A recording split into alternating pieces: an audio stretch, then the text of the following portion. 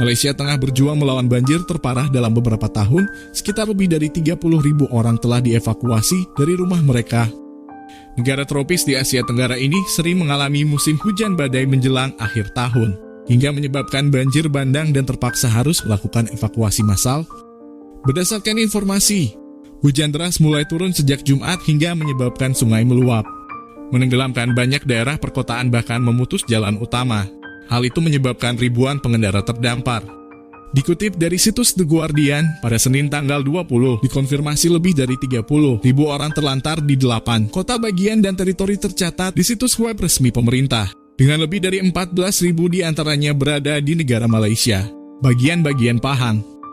Tercatat hampir 10.000 orang meninggalkan rumah mereka di Selangor, kota bagian terkaya di negara yang mengelilingi ibu kota, Kuala Lumpur, dengan Perdana Menteri Ismail Sabri Yaakob mengungkapkan keterkejutannya atas banjir parah di sana. Jumlah hujan yang turun di Selangor kemarin, yang turun dalam satu hari biasanya akan turun dalam 1 bulan, katanya dalam konferensi pers.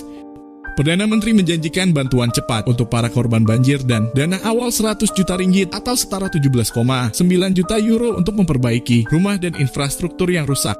Sebagai informasi, sebelumnya banjir terburuk di Malaysia dalam beberapa dekade terjadi pada tahun 2014, hingga menyebabkan sekitar 118.000 orang terpaksa meninggalkan rumah mereka.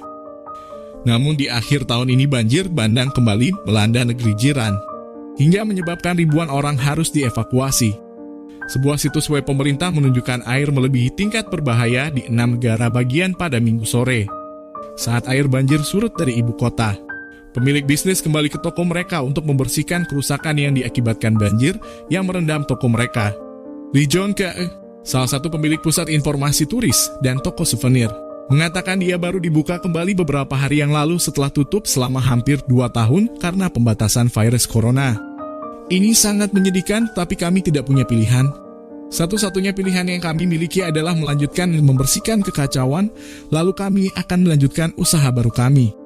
Puluhan rute bus di dalam dan sekitar ibu kota telah dihentikan sementara, sedangkan layanan kereta api ke kota pelabuhan Klang operasi pada 3 pabrik pengolahan air di Selangor juga ikut terganggu akibat banjir yang melanda, dengan keran diperkirakan akan mengering untuk puluhan ribu orang di beberapa bagian negara bagian serta ibu kota. Bantu, tolong, ada orang 3 orang lemas dekat bawah Kapela, tak ada apa-apa bantuan sekarang ni. Minta tolong, Seksyen 13 Shah Alam.